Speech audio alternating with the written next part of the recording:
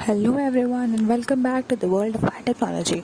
जैसे कि मैंने आपको बताया था कि मैं एंजाइम की एक सीरीज़ लेके आ रही हूँ, तो आज हमारा नेक्स्ट एंजाइम जो हम डिस्कस करें जो कि मोस्ट इंपॉर्टेंट एंजाइम है, that is restriction enzymes.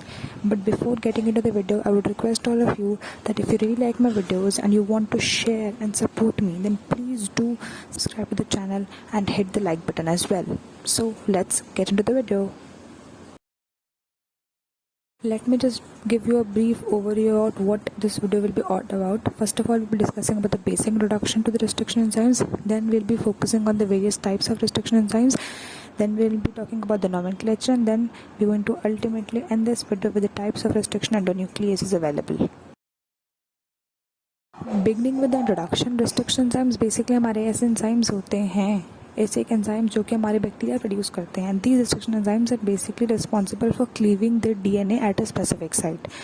Restriction enzyme से होते हैं एक स्पेसिफिक डीएनए के अंदर, मतलब सपोज कीजिए मैं डबल स्टैंडर्ड डीएनए, उस डबल स्टैंडर्ड डीएनए पे एक स्पेसिफिक सीक्वेंस पे जाके ही वो कट करते हैं. ऐसे रैंडमली वो कट नहीं कर सकते. जिस सीक्वेंस को जाके वो कट करते हैं उसे हम लोग रिकॉग्निशन साइट या फिर रिकॉग्निशन सीक्वेंस भी कह देते हैं.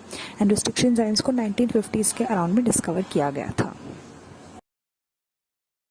अब मैं आपको बताऊंगी कि रिस्ट्रिक्शन एंजाइम्स के टाइप्स क्या है. तो रिस्ट्रिक्शन एंजाइम्स के दो टाइप अवेलेबल हैं, एंडोन्यूक्लियसेस एंड एक्सोन्यूक्लियसेस. नाम से अगर आप समझने की कोशिश करेंगे तो एंडोन्यूक्लियस का मतलब क्या होता है.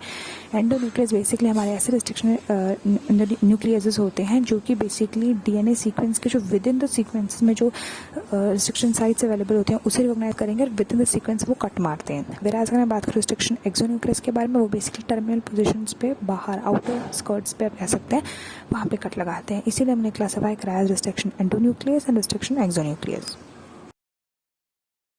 अब अगर मैं बात करूँ नोमेनक्लेचर के बारे में, तो जो एंजाइम्स के जो नेमिंग की गई है बेसिकली वो स्मिथ और नेथन्स का जो उनकी कह सकते हैं प्रपोजल था उसके अकॉर्डिंग्स में की गई है. 3 लेटर्स होते हैं इसमें जो इटैलिक्स में लिखे जाते हैं. जो फर्स्ट लेटर होता है बेसिकली वो जीनस को रिप्रेजेंट करता है. सेकंड लेटर बेसिकली वो स्पीशीज़, और जो लास्ट लेटर है आप ये कह सकते हैं कि जो लास्ट के 2 लेटर्स होते हैं बेसिकली वो हमारे स्पीशीज़ बताते हैं. फर्स्ट लेटर हमारा जीनस बताता है और लास्ट में एक एडिशनल लेटर दिया जाता है जो कि स्ट्रेन का टाइप बताने में हेल्प करता है.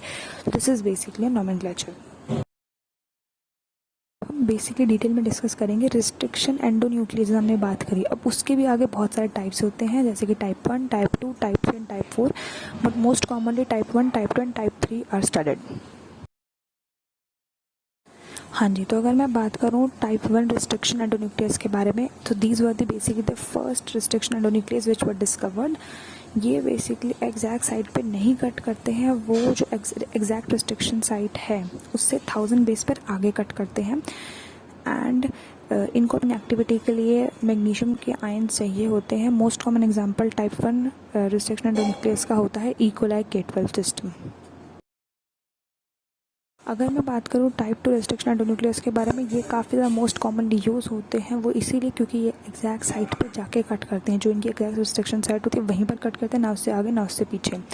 इनको अपनी एक्टिविटी के लिए मैग्नीशियम चाहिए होता है. मोस्ट कॉमन एग्जाम्पल आप इसका देख सकते हैं BAMH1 है, HindIII है.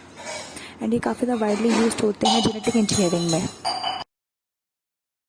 मैं बात करूँ टाइप 3 के बारे में, तो टाइप 3 बेसिकली अपने एक्टिविटी के लिए मैग्नीशियम चाहिए, ATP चाहिए. बट उनका भी ये प्रॉब्लम होता है कि एग्जैक्ट साइड से वो 30 या बेस पेयर जो है वो बाद में कट करते हैं. अगर मेरा बेस पेयर सपोज कीजिए कि 25 पोजीशन पे है, तो उससे 30 पोजीशन बाद मतलब कि अराउंड 75 के आसपास, अराउंड 50 के आसपास वहाँ पे जाके वो रिस्ट्रिक्ट करते हैं. और इसका एग्जांपल आप दे सकते हैं ECO15 होता है.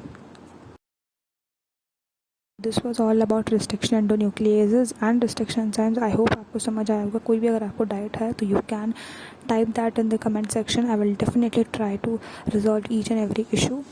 And that's all for today's video. Thank you and hope you really like it. Thank you.